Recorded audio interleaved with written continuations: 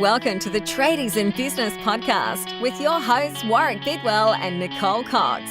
Divert your phone and grab a brew as Waz and Nick unpack tips, tales, secrets and stuff-ups from guests both inside and outside your trade, helping educate and inspire you to break the cycle of gut-busting and money stress and create a true trade business.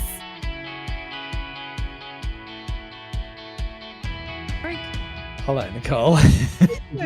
Countdown. It's like we're ready to go in 3, 2, 1. It's like being on Sky News again. It's like being on Sky News. That was pretty nerve-wracking. There's just these fingers coming out in front of your face and you're thinking, oh my God, what's going to happen? Because you don't actually see anything until the cameras turn on and you're being interviewed. It's very bizarre. G'day, listeners. How's it going in your world? Well, you can't really answer me, can you? There's just like dead air then. Is that what they call it on radio? Dead air? It is dead air. And perhaps they're actually sitting in their vehicles saying, it's great, Warwick, or it really sucks at the moment this is happening, or maybe they're just ignoring us and thinking, why are they asking rhetorical questions? I do that sometimes in our sessions with our tradiepreneur clients, our members, and I'll ask a question and people mistakenly think I'm asking a rhetorical question that they don't need to answer. It's like, no, you actually need to answer that, dude. Perhaps we need to work on our inflection at the end of our sentences. Or mine. So they might be sitting in their utes or their toilets or trying to feed a baby and, mop up the mess in the kitchen whilst entering invoices into Xero for all the tradie wives out there who are multitasking. They might be wondering about the materials shortage, Coxie. Have we had some amazingly terrifying stuff come through to us in the last couple of weeks? It's a big deal, yeah? And I think some trade business owners are seeing this and feeling the effects of it, and some are not. So it's Definitely. a bit of a checkered experience out there in the marketplace. It's certainly something that I believe government ought to be talking about, and the organisations ought to be talking about. And I don't actually feel like it's really made its way to the media yet.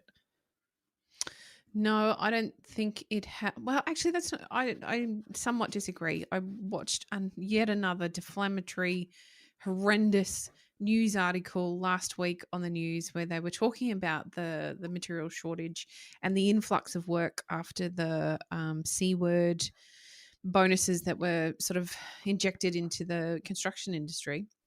And they were, as usual, talking about dodgy builders and how all the builders were going to rip off the clients. And so we need to do X, Y, Z to ensure that we don't get ripped off. But nobody was talking about what that actually means for those poor building companies that are trying to manage getting the jobs done, making sure they get paid on time without any material. So you're right. There's a big part of the industry that's being impacted. There's 2 in Queensland at the moment. Timber, you can be waiting up to September. What are we now? May. September to get pine. Trusses are 3 to 6 months away. And colour bond, you'd be lucky to get any colour bond this year. And that's with no more storms on the horizon. It's an incredible state of affairs that we find ourselves in. And I feel like a lot of the other industries will also have this issue to confront, understand, work through in the short term. Plumbing and electrical supplies, and so much of our stuff is sourced from overseas these days. With the demise of Australian manufacturing in the last 50 years, we saw it with the auto industry, and everything's imported. And of course, with all of the restrictions and shutdowns and half staff situations in manufacturing, it's just making lead times ridiculously long. And interestingly, I've got a carport kit on order, Coxie, and I've paid for it, and I don't know when I'm going to get it. Actually, it's already been 2 months. Is that right? There's no ETA? No. Wow. I've asked the company that sold it to me before the price rise, and the company's getting shirty with me for asking, hey, it's been 2 months, you've got my money. Any idea when this thing might actually be turning up? Oh, we're still committed to our turnaround times of 8 to 10 weeks from payment for manufacture. I'm like, hang on, does that mean you don't start making it until 8 to 10 weeks after I pay for it? Or do I get it 8 to 10 weeks after? Because it's already 8 weeks.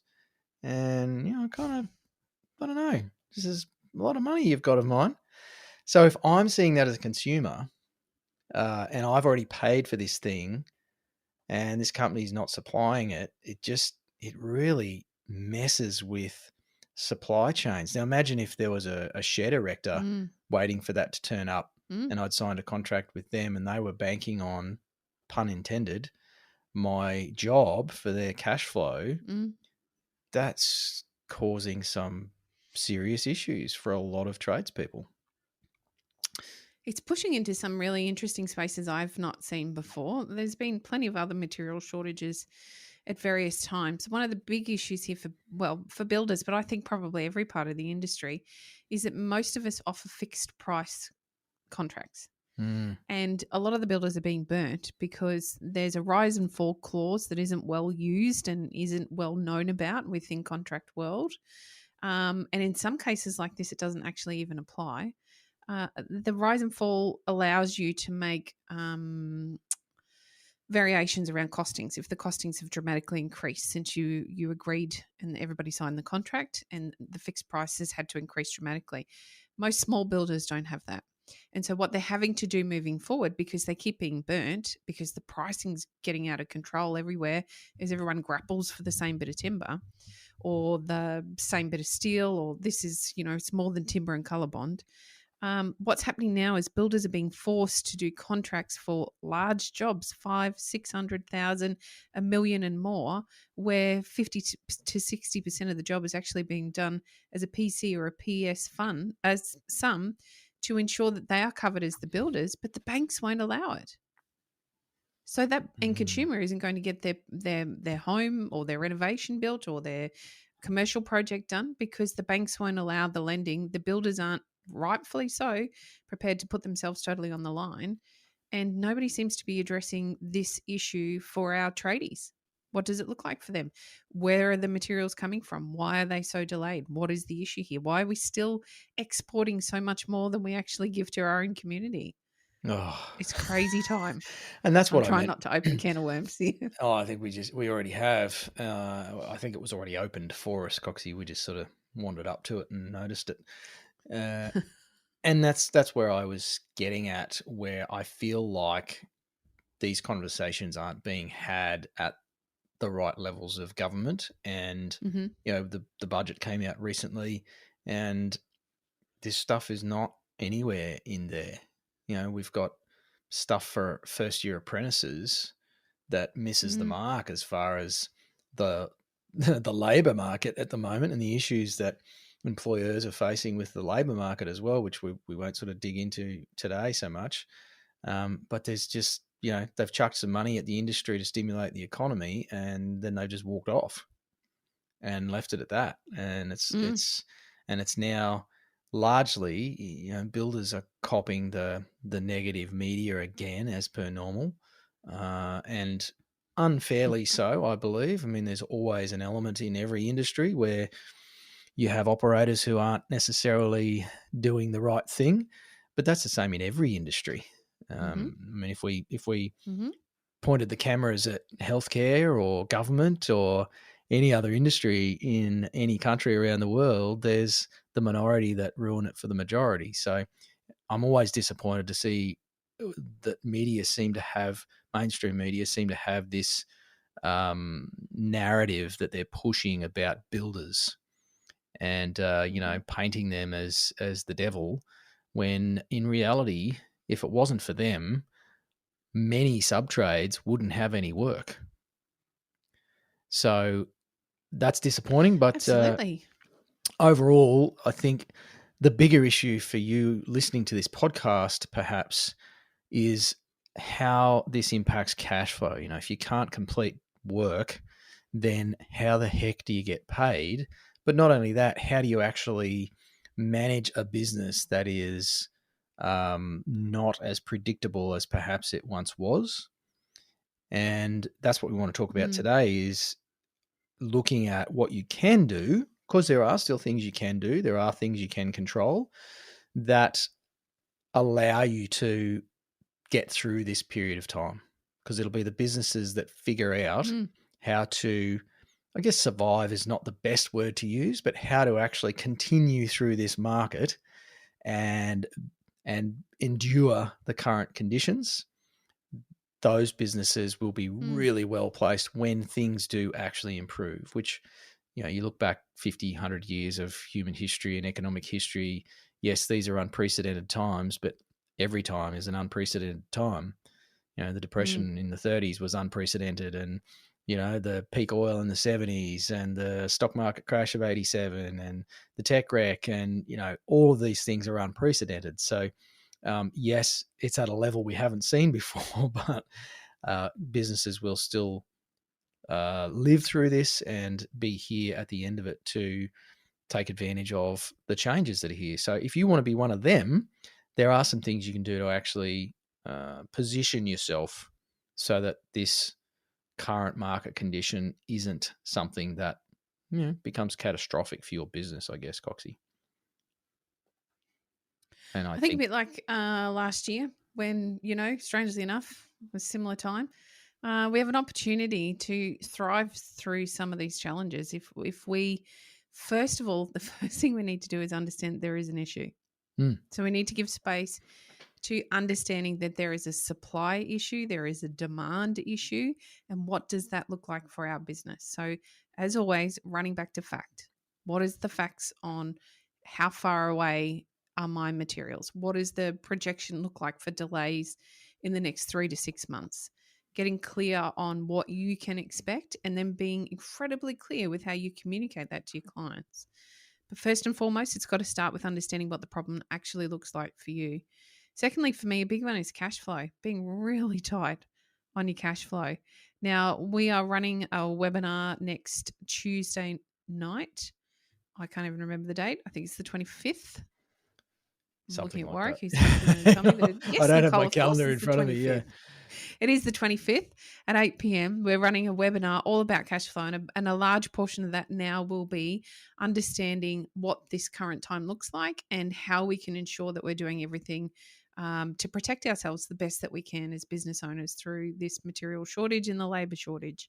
Both of those will be covered. We will touch base on each. But cash flow, understanding your cash flow, forecasting, seeing the bumps in the road before they turn into bumps so we can actively do what is required to ensure that we can get through that period.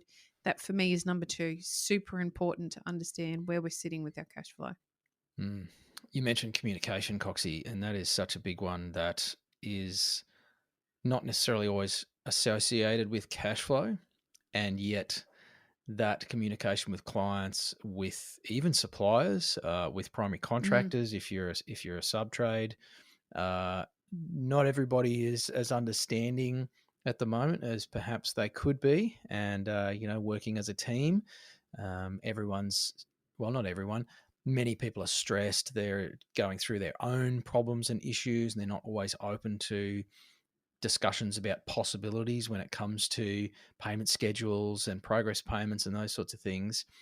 And we can only control what we can control. And as an individual, we talk a lot to our tradiepreneur members about responsibility and ownership, and actually looking at, well, what can we do, or what can I do, if I use the correct language there, to actually influence my results.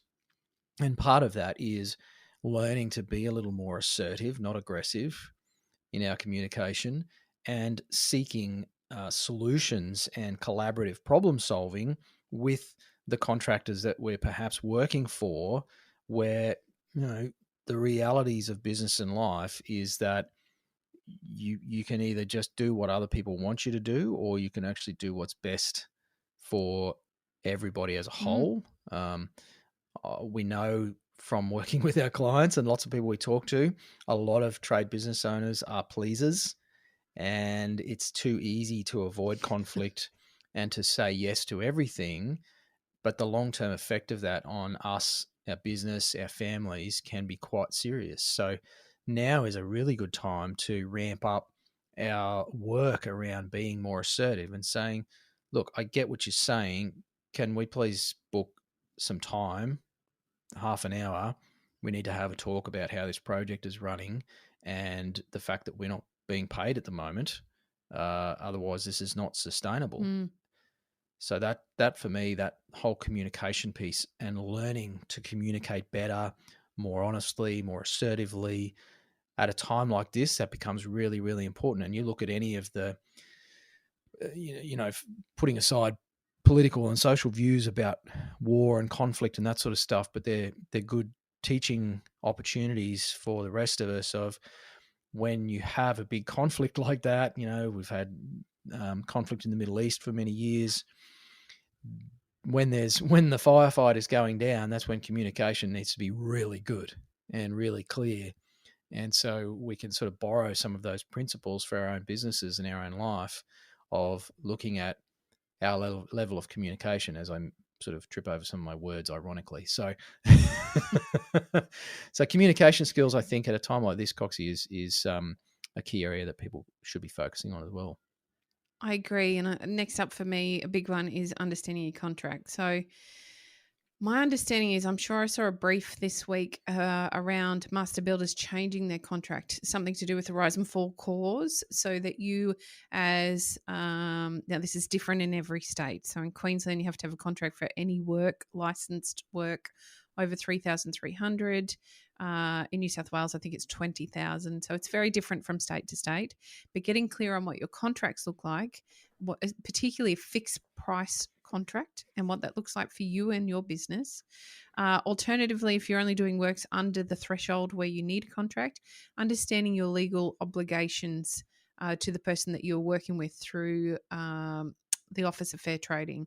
So now you can shortcut that by either calling the Office of Fair Trading and getting some understanding about what that looks like when there is a material shortage, therefore the half of the job is going to be delayed. Am I able to change my payment terms to ensure that I'm paid up to that point? Likewise, with your contracts, I suggest that you get in touch with the contract providers. So in Queensland, again, that's QBCC, that's the government agency. We also have HIA and master builders. Each state has their own government agency that regulates their contracts. So talking to them, understanding what position you're in as the tradie to ensure that you can be paid along the way for the work until such point that the materials are short. So we want to be paid for the work we've already done. In the case of a builder, which I can speak to quite freely, it can be that we run into half a stage and I don't have timber, or I run into half a stage and tiles are actually 6 months away. I want to know that I'm able to change my payment schedule to ensure that I've been paid for all the previous work or all the previous materials, so that I'm not holding out for a large bill, which could tip me under very, very quickly. Mm-hmm. So getting a good, firm understanding from the regulator.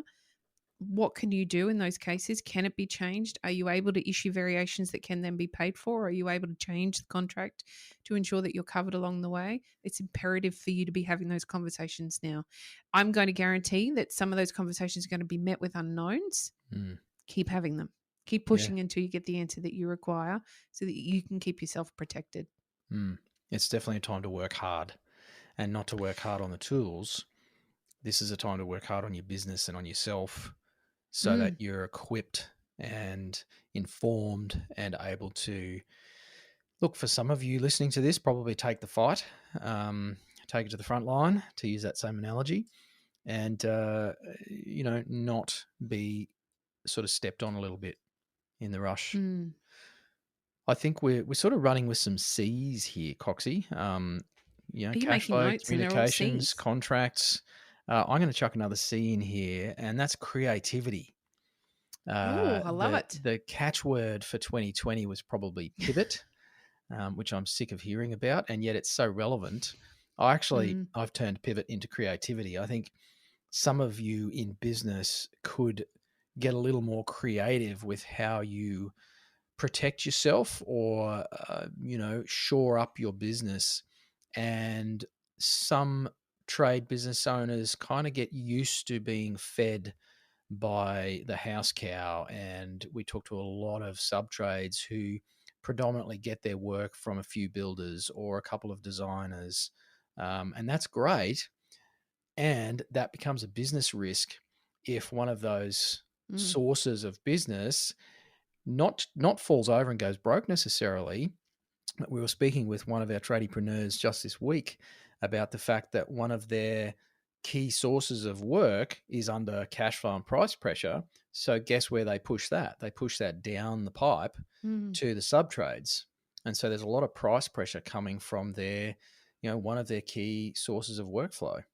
Now, if you don't have Mm. other strategies in place to go and tap into the consumer market, there's another C for you, and actually learn how to perhaps work direct to consumer. And that's a whole different ball game to getting work orders from a builder or a building designer or whoever it might be that's referring work to you. It's a different game, and it's a different set of skills. It's a different set of systems to actually go direct to consumer and tap into some of the money that is still out there in the marketplace. There's actually quite a bit of work. Well, there's a lot of work out there direct to consumer. But for many of you listening to this, it might be a bit of a mystical market as how the heck do you tap into it and not get caught by some Mm. of these misconceptions about tire kickers and price shoppers and all that sort of stuff. Because, there's a lot of people that can't take their first class trip to the Maldives this year, or do their annual ski holiday to Whistler or something, and that money is staying here domestically in Australia, and certainly in New Zealand it's the same for all of our Kiwi listeners. So tapping into some of that wallet share is an area that might require a bit of creative thinking on your part as a business owner. So I think considering that and then looking at ways you can actually learn how to do that could be a very powerful way to help with that cash flow. I agree. I think we need creativity in the solutions we're providing to our clients as well, because there will be times when we just cannot get the material to offer the traditional solution. But is there an alternative? Where there's a timber shortage, can you get steel? Where there's no color bond, is there an opportunity to do tile? There has to be other creative solutions you can find for your clients to ensure that they get the job done. You get to keep moving forward despite what the industry looks like right now. Now, that won't work in every case, absolutely for sure. And therefore, that's where we go back to communication and making sure that your clients are understanding of the situation, what it looks like, what it means for them, and continuing to keep them up to date. Mm. And if you can, then I think it's a great time to find some creative solutions in building materials and what you can actually do for those clients that have the issues that you're trying to find. There's And plenty of alternate building materials out there. absolutely. And not getting stuck on the idea that people will say no until you've Mm, actually asked the question, you don't know the answer. And absolutely. too often we see trade business owners that have a set belief about what people will say about something.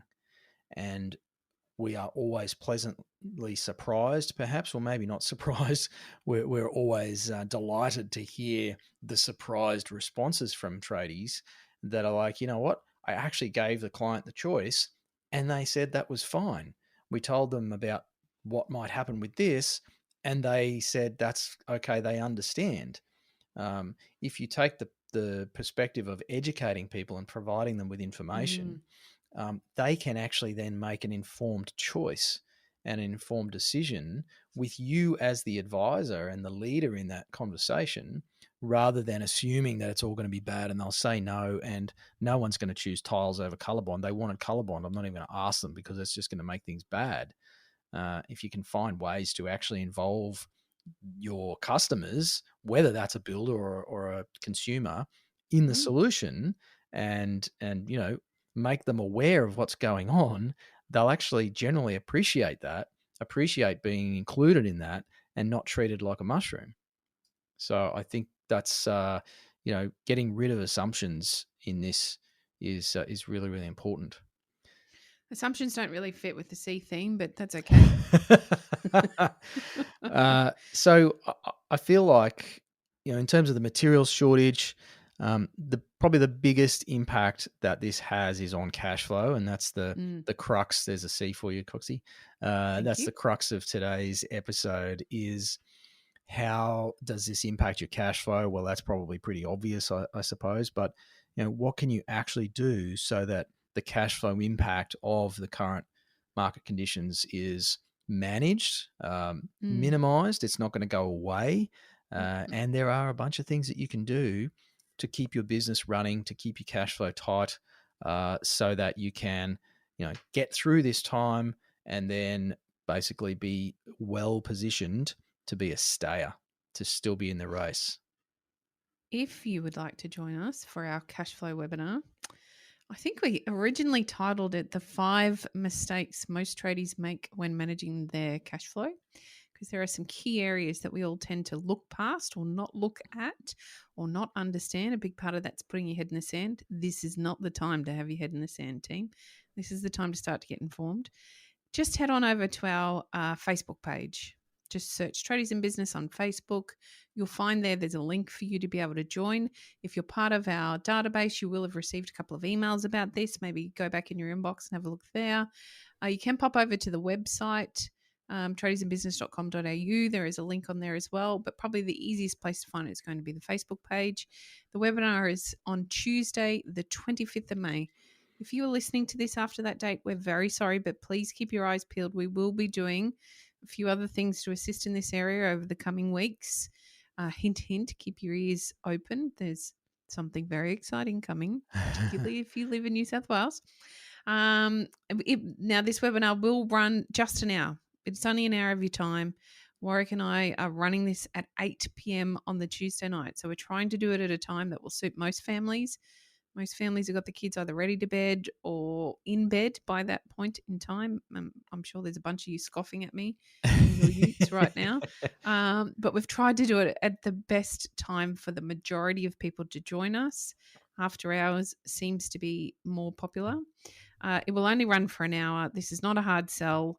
This is our opportunity to help educate you around some of the choices that you can make to help you navigate through yet another difficult time. Yeah, it's. I read a bit of Mark Manson's commentary. He's the author of the Everything Is Effed books, and talks about basically life as a succession of problems, and it's about choosing bigger, better problems to solve. So I feel like this is one of those fantastic problems to solve, is cash flow. And we're going to give you some great content and share a bunch of our learnings with you in the webinar on Tuesday at 8 p.m. So do get on that. It is free. It's a fantastic opportunity to learn how to suck less at business, and cash flow is a key area that a lot of trade business owners suck at. So if that's you, jump on in. As Coxie said, hit Facebook or the website, and we look forward to seeing you there. Hooroo. You've been listening to the Tradies in Business podcast with Warwick Bidwell and Nicole Cox.